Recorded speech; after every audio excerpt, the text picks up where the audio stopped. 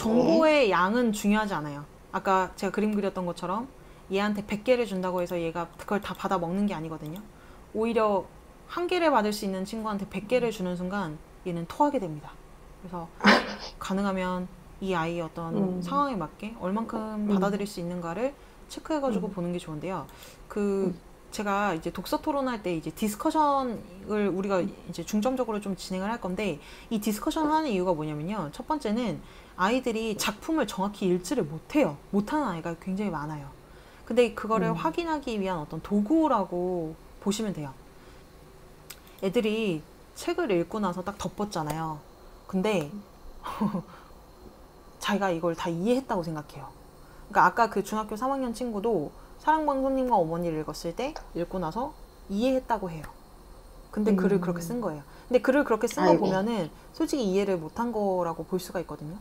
근데 얘는 왜 이해했다고 생각하느냐? 그러니까 자기가 잘못됐다는 걸 스스로 알 수 있으면 굉장히 훌륭한 친구죠, 사실은. 네. 근데 더 큰 문제는 뭐냐면, 만약에 이 친구한테 이 테스트를 먼저 안 하고, 예를 들어서 지금 1차로 제가 사전 글쓰기를 했잖아요. 미리 이제 글쓰기를 했는데, 이 글쓰기를 하지 않고 제가 강의부터 먼저 하잖아요. 그러면 순간적으로, 그러니까 그 강의를 듣고 난 직후 1시간 이내에 다시 물어보면 얘는 제 생각을 그대로 얘기하게 돼요. 다시 얘기하자면 뭔가를 배우잖아요. 그럼 순간적으로는 자기가 그걸 안다고 생각해요. 그리고 자기가 원래부터 그렇게 생각했다고 생각해요. 그러다 보니 너무 당연한 얘기를 선생님이 하고 있는 거야. 그래서 수업 자체가 재미가 없어요. 그래서 집중도가 또 떨어져요. 그런데 지금 제가 여기서는 질문에 대해서 답을 쓰게 했고 이미 채점을 들어갔잖아요. 그래서 너 지금 한 3번하고 5번은 잘 이해를 못한 것 같아 라고 얘기를 하는 거죠. 그럼 걔는 생각을 해요. 내가 이해를 못했나? 내가 맞는 것 같은데, 이렇게 생각을 어느 정도 그걸 생각을 이끌어내는 거야. 그러니까 얘가 이게 좀 부족하다라고 얘기하는 순간 스스로 뭔가 내가 좀 부족한 뭔가 그런가? 이렇게 생각을 해요. 그리고 난 다음에 거기에 관련된 교육을 딱 해주면 그때는 얘가 내가 원래 했던 생각하고 선생님이 제안하는 의견 좀 다르네? 그리고 그걸 갑자기 그때부터 비교해보기 시작해요. 근데 만약에 일반적인 교육에서는 먼저 가르쳐주잖아요. 그러니까 이걸 그냥 자기 건 줄 알고 그냥 먹어버린다니까요. 근데 먹는데 그걸 그대로 먹느냐? 똥으로 나와가지고 없어져요.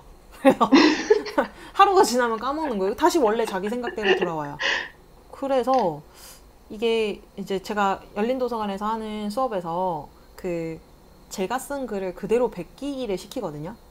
근데 그 전에는 그렇게 안 했어요. 그 전에는 어떻게 했냐면 얘가 이제 글을 한번 썼잖아요. 그러면 제가 그냥 글을 보여줬어요. 그러니까 설명을 좀 하고 영상에서 설명을 하고 글을 한번 보여주고 그 다음에 네 나름대로 한번 다시 써봐라 이렇게 했어요.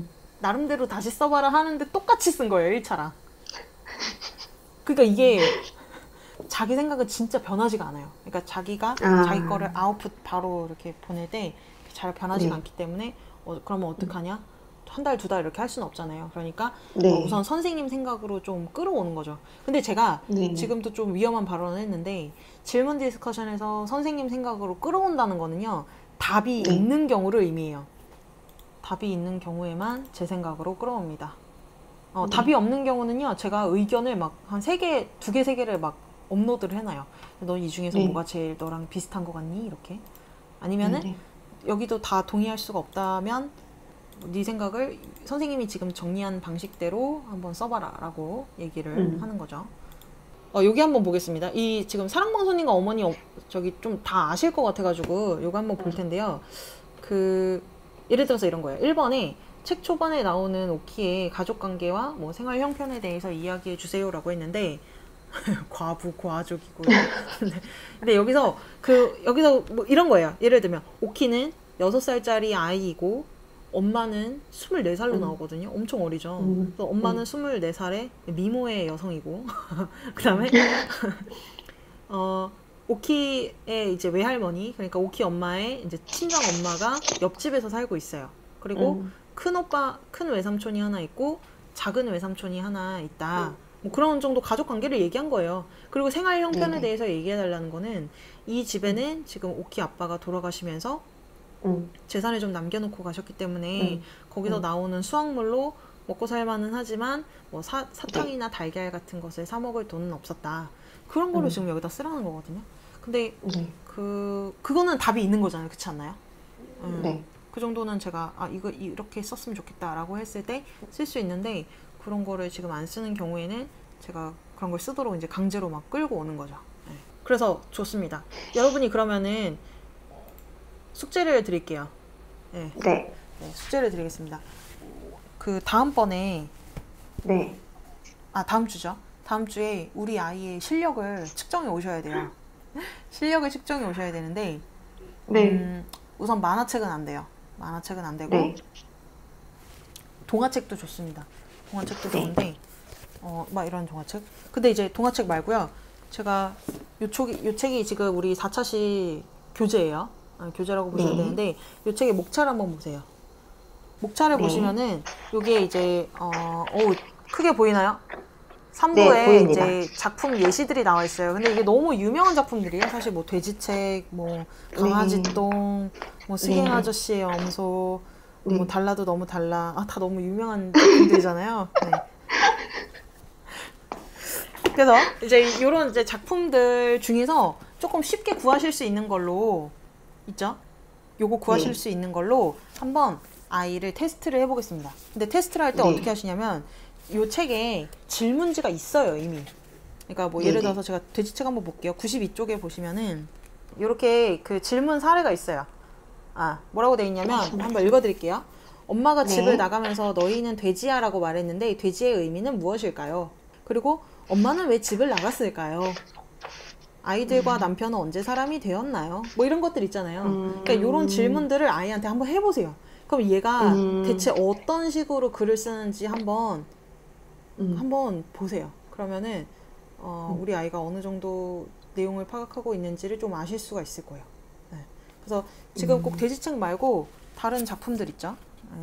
이런 뭐 슈퍼거북이나 강아지똥 여기 나와 있는 건 이제 다 여기 질문 예시가 있으니까 그걸 보고 네. 한번 질문을 만들어 와 보시도록 하겠습니다. 그리고 제가 그 사전 질문을 먼저 받았어요. 그래서 세진 쌤이 저한테 파일을 넘겨주셨는데 제가 보니까 좀 어느 정도 오늘 얘기 나온 내용에서 해결되는 부분들도 있을 것 같고 아니면은 조금 이제 질문이 너무 광범위해가지고 제가 막 이렇게 설명드리기가 좀 어려운 것들도 있었거든요. 근데 이제 오늘 강의에 관련해서 혹시 질문 있으신지 좀 궁금합니다. 그리고 오늘 관련된 내용으로 조금 추가적인 질문이 있으시다면 그거를 이제 뭐 저한테나 뭐 세진쌤한테 알려주시면은 뭐 이렇게 미리 준비를 해볼 수도 있을 것 같고요. 네이버 폼 아직 열려 조금, 있으니까 조금 넣어주세요. 구체적인 질문을 좀 주시면 좋을 것 같아요. 그러니까 너무 광범위한 질문은 저도 이제 모호하게 대답을 해드릴 수밖에 없거든요. 네. 그렇죠. 네. 자, 혹시 오늘 강의 중에 음소거를 켜시고 혹시 질문 있으신 분 있으면 오늘 강의에 대해서. 네. 얼마 전에 어떻게 우연치 않게 독후감을 한번 써봤어요. 어디 대회, 뭐 조그만한 대회에 나가는. 네네. 네. 그래서 독후감이라는 걸 길게 원고지 한 5장 정도 됐거든요. 길게 써보는 게 처음이라 제가 책을 5번에 나눠서 읽으라고 하고 거기를 써머리를 하라고 했어요. 네네. 써머리 한 거를 그냥 이어 붙였더니 너무 이상하니까 이제 저랑 좀 고쳤는데 그게 좀 뭐 사전 글쓰기 같다는 생각이 들더라고요. 네, 그러니까 저도 뭐 그거를 의도해서 한 건 아니지만 선생님 강의를 들으니까 네네. 이런 식으로 하면 되겠다 감은 오는데 이제 의견 충돌이 생기는 거예요. 제가 봤을 땐 이거는 맥락이 앞뒤가 안 맞는 것 같은데 그런 말을 쓴다거나 네. 아이가요? 아니면은 그러니까 제가 봤을 때 이제 저는 어른의 눈에서 봤겠지만 자기의 느낌을 썼을 때 이게 과연 선생님이 말씀하신 것처럼 내용을 잘 요약을 뭐 정리를 한 건지 그런 게 이제 집에서 할 때 물론 선생님이라는 입장에서 했을 때는 아이가 좀 받아들였을 것 같아요. 뭐 내가 이런 면에서 잘못됐구나. 근데 이걸 집에서 엄마랑 하니까 그게 쉽지가 않더라고요. 그래서 이건 틀렸다 말하기도 그렇고. 왜냐하면 글쓰기라는 거는 자기 고유의 생각일 수도 있는 건데. 맞아요. 그러니까 또 심사하는 입장에서 어른의 입장에서 심사를 할 테니까 네, 제가 네. 봤을 땐 이렇게 썼을 땐 안 될 것 같은데. 근데 고쳐줬으면 이게 조금 더 좋은 성적을 받았을 텐데, 그러니까 그런 게 있더라고요. 그러니까 뭐 성적, 뭐 글쓰기 대회 나가서 그걸 상을 받고 안 받고의 그 경계를 떠나가지고 네, 네. 이런 게 이제 집에서 가르칠 때 조금 좀 요런 게 좀 부딪혔을 때는 이거를 어떻게 고쳐주고 싶은데 뭐 자기가 틀렸다고 자기만의 생각이니까 요거를 틀렸다고 생각은 안 하는 것 같고 이거는 어떻게 해야 할까요? 계속 조율을 해야 할까요? 그런 경우가 있어요. 전 이제 토론 수업을 좀 주로 하거든요. 그래서 이제 애들하고 토론 수업을 하는데 제일 힘들 때가 뭐냐면은 이게 논리가 없을 때예요. 그러니까 학생이 논리가 없어. 근데 그때가 제일 남자애들은 더 그래. 네, 논리가 없어요. 논리가 없는데 우기는 거야.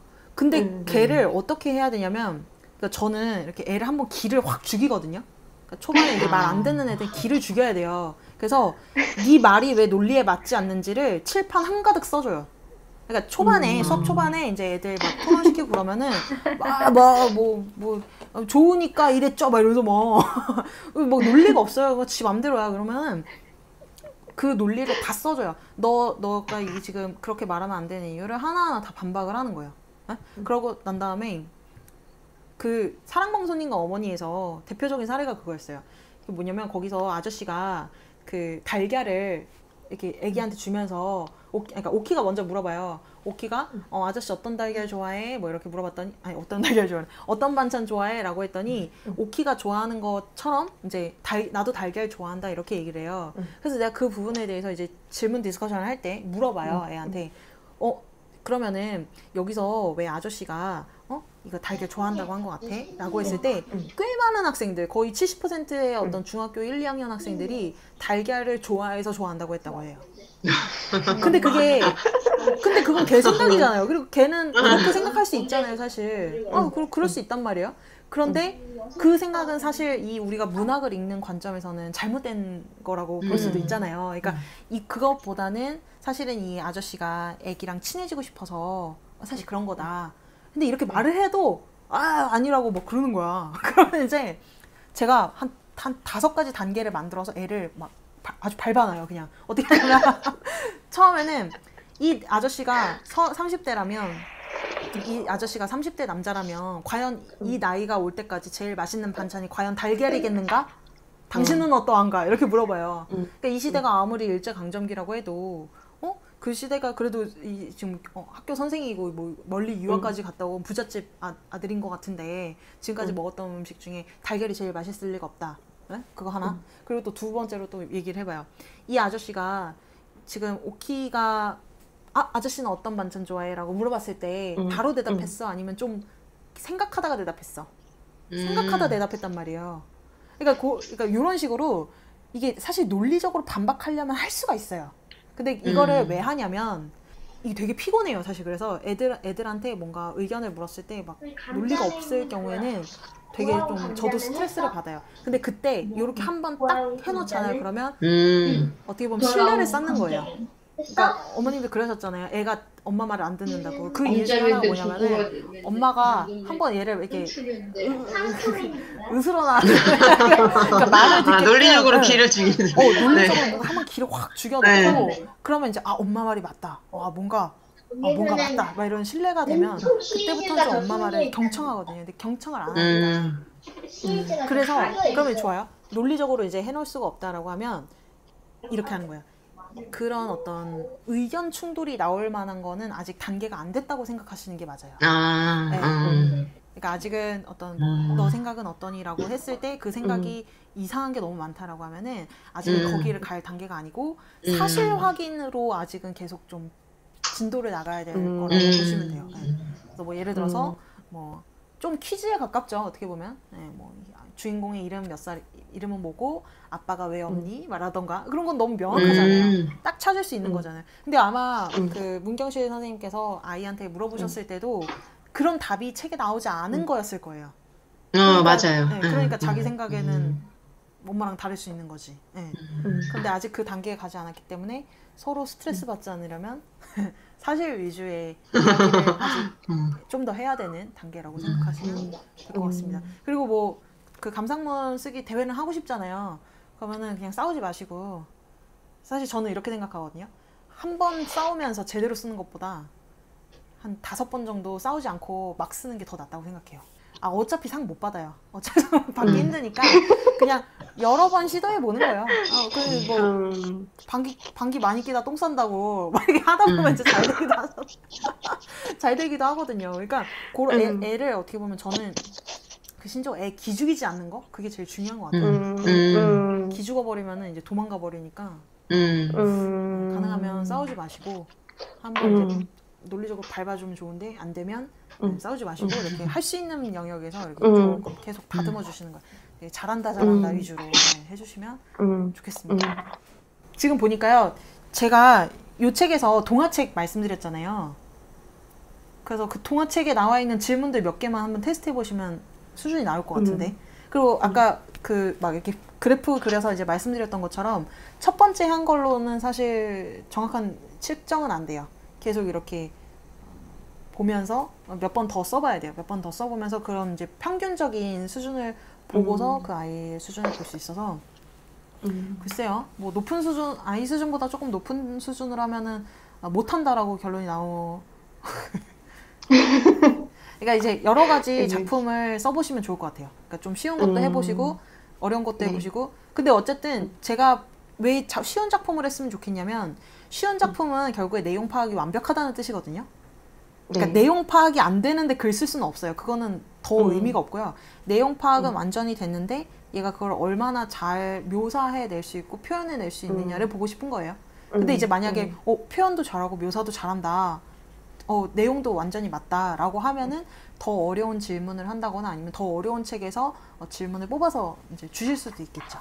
아이가 정해진 정답에 있는 부분에서 선생님 설명에도 납득이 안 될 때 그걸 부모나 교육자의 입장에서 설득하려 해도 그렇죠, 반감이 생겨요. 그러니까 얘가 생각을 안 바꾸고 자기가 맞는데 자꾸 선생님이 막 아니라는 거야. 그럼 반감이 생깁니다. 그래서 아이의 생각을 인정하고 존중해줘야 할까? 정확한 읽기에 대한, 그러니까 이거예요. 어른들이 봤을 때는 딱 답이 있잖아요. 그리고 그게 답이에요.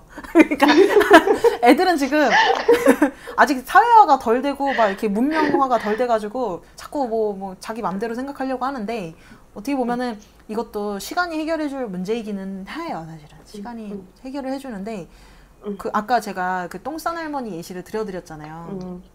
거기서 뭐 아빠가 술 마시고 집에 들어왔다라고 했는데, 거기서 이제 제가 말씀드리기로는 자연스럽게 배경 지식이 늘어날 거다라고 말씀드렸는데, 만약에 그 질문에 대해서 이제 질문을 만든 거예요. 아빠는 왜 술을 먹고 이렇게 힘들어 할까요? 라고 했더니 애가 이렇게 쓸 수도 있어요. 술 먹고 싶어서. 그럼 이제 앞에랑 맥락이 안 맞잖아요. 그쵸? 네, 안 맞아요. 그러니까 이 아빠는 할머니를 그렇게 요양원에 놓고 왔는데 그거에 대한 죄책감, 자기가 직접 모시지 못했다는 죄책감 때문에 너무 슬퍼가지고 술을 마신 건데, 그렇게 대답하면은 그 다음 질문도 해볼 수 있는 거죠. 어떻게 보면. 근데 만약에 그 친구가 술 마시고 싶어서 술 마셨다라고 하잖아요. 그리고 엄마가 설명을 했는데도 그거를 듣지 않는다라고 하면 그 책은 어려운 책이에요. 조금 수준 낮추시는 게 좋아요. 네. 그러니까 최대한 아이랑 싸우지 마세요. 저는 아이랑 제가 진짜 많이 싸웠거든요. 제가 지금 성격 정말 많이 누그러졌는데 20대 중반에는 정말 거의 막 사이코였어요. 그래가지고 애가 내 생각을 말을 안 듣잖아요. 그럼 막 정말 불같이 화를 냈거든요. 근데 그렇게 하면 100이면 100 다 떨어져요. 정말 불같이 화를 내거나 아니면은 아이랑 뭐 말다툼을 해서 뭔가 생각을 교정해야 되는 애는요, 공부 잘하는 애들이에요. 진짜 잘하는 애들. 그러니까 잘하는 애들은 자기가 왜 틀렸다고 하는지를 반박받기를 원해요. 그런 걸 되게 좋아해요. 네. 그래서 그런 애들은 이제 막 으스러뜨려 주면 너무 좋아하죠. 근데 그렇지 않고 이제 이거는 지금 우리가 고민하고 있는 아이들은 이거 말귀를 못 알아듣는 애들이잖아요. 솔직히 말하면. 그러니까 어른의 어떤 그런 감정을 모르니까. 그러니까 그런 애들은 아직 준비가 안 된 거기 때문에 계속 조금 낮은 단계의 어떤 작품들을 계속 하면서, 그러니까 그냥 그냥 받아들이도록 아니에요. 받아들인다가 아니라 조금 기다려주시면서 계속 쉬운 작품들을 통해서 여러 가지 여타 배경들을 받아들일 수 있도록 만들어주시는 게 좋아요. 네. 안 그러잖아요, 만약에? 그러면 얘가 외워요. 근데 외우는 게 진짜 최악이거든요. 외우기 시작하면, 그러니까 뭐냐면, 우리가 고등학생들 뭐 수능 대비할 때 문제집 풀잖아요. 근데 문제집, 근데 애들이 이제 텍스트를 이해를 못 하는 거야. 그러면은 작품에 나오는 해설을 외워요. 근데 그게 얼마나 의미가 있을까요? 작품이 얼마나 많은데. 뭐 아까 껍빛단니 나왔었잖아요. 껍빛단니의 수능, 제가 20대 초반 중반에는 저걸 했어요. 수능 과외를 많이 해가지고 아는데 애가 이해가 안 되니까 아예 그냥 외워버리는 거야. 자기도 답답해서. 그러니까 뭐 껍빛단니 같은 경우에는 뭐 거기서 회중시계가 나오잖아요. 그러면 회중시계 나오면 과거와 현재를 연결하는 매개체 막 이러면서 그걸 외워버리는 거예요. 그러니까 그렇게 하면은 거기서 조금만 응용이 나오면 바로 틀려요. 그러니까 뭐 저는 외우면 안 돼요. 근데 이제 만약에 어른하고 자꾸 싸우잖아요. 그러면 어른한테 굴복할 수밖에 없거든요, 아이는. 그러면 이제 자꾸 외우려고 생각을 해요. 받아들이려고. 또 그리고 또 저기 원님이 질문 올려주신 거는 애가 좀 뭐랄까 기가 좀 센 애예요. 그러니까 기가 센 애가 엄마랑 싸우려고 엄마 아닌 것 같은데 막 이렇게 하는 거지. 그러니까 그런 애는 그래도 좀 훌륭한 애입니다. 근데 약간 이렇게 기가 약하고 막 엄마 말을 막 맹신하고 있는 애들은 외워버려요. 엄마 말이 맞습니다. 근데 그렇게 하면 정말 자기 생각은 아니기 때문에 조금 나중에 부작용이 생길 수도 있어서 가능하면 싸우지 마시고 그냥 좀 작품 수준을 낮춰주세요. 아이폰님 초2 여자예요. 평소에 일기 쓰기나 자기 생각을 쓰는 것을 어려워합니다. 어디 기관에 보내기도 불안하고 해서 읽은 책 중에 잠깐만 원님 저기 쓰셨네요. 원님이 아까 밟아주셔라고 했는데 그러니까 밟아서 밟히면 돼요. 그러니까 밟힐 만큼 제대로 한번 확 밟으면 상관이 없는데 이게 어설프게 밟으면은 꿈틀해가지고 그러니까 튕겨 오르거든요 오히려. 그러니까 이게 그리고 좀 그는 솔직히 있어요. 그러니까 부모님하고 저는 이게 남이잖아요. 남이 이렇게 뭔가 남은 좀 본인도 좀 어려워하고 엄마는 좀 쉽고 약간 이렇게 생각을 하고 하니까 하면 맨날 뭐 엄마 막 밖에서 테레비 보고 막 자고 있고 막 이런 것만 봤으니 엄마에 대한 이제 격식은 없잖아요. 근데 이제 외부 남은 그러니까 남이라고 하면 이제 선생님 같은 경우에는 조금 이렇게 격식이 있고 그러다 보니까 좀 더 이렇게 밟았을 때 잘 밟히기도 하는 것 같아요. 그래서 한 번 밟았을 때 안 되면은 그때부터는 싸우지 마셔야 됩니다. 싸우지 마셔야 돼요. 저도 한 번 해보고 아니면은 안 싸워요. 걔랑은 절대 안 싸워요. 네. 왜냐면 저도 했는데 되게 막 중2인 막 학생들 하면은 이게 잘 안 되거든요. 소통이. 그러면 이제 저도 싸우지 않고 그냥 그래 그럼 네 말이 맞아 하고 그냥 넘어가 버려요. 걔랑 싸워봐야 의미가 없습니다. 네. 한 번만 더 아이폰님 네. 일기 쓰기 자기 생각 어려워해요. 책 읽은 것 중에 마음에 드는 페이지를 필사시키고 있습니다. 나중에 쓰기에 도움이 됩니다. 저는 필사 너무 좋아요. 필사 진짜 좋아요. 그리고 저도 애들 막 필사시키거든요. 제 글을. 제 글이 훌륭하진 않아요. 제 글이 막 훌륭한 글은 아닌데 이런 논리 그 단문 있잖아요. 저는 뭐 한 10줄 이내의 단문을 쓰는 건데 단문 안에 핵심적인 내용들을 다 넣는 거를 잘 해요. 네. 뭐 문학성이 있는 글을 쓰진 못합니다만은 그러니까 단문 중에서도 이렇게 핵심적인 거를 잘 넣어서 쓰고 무엇보다 중요한 거는 그 아이가 저보다 못 쓰잖아요. 그러니까 저만큼만 써도 잘 쓰는 거 아닙니까? 네. 그래서 그걸 제가 쓴 글을 그대로 필사하는 연습을 막 시켜요. 근데 그렇게 하면 진짜 좋아져요. 금방 저랑 좀 비슷하게 돼요. 그래서 정말 필사는 너무 좋고요. 필사 좋습니다.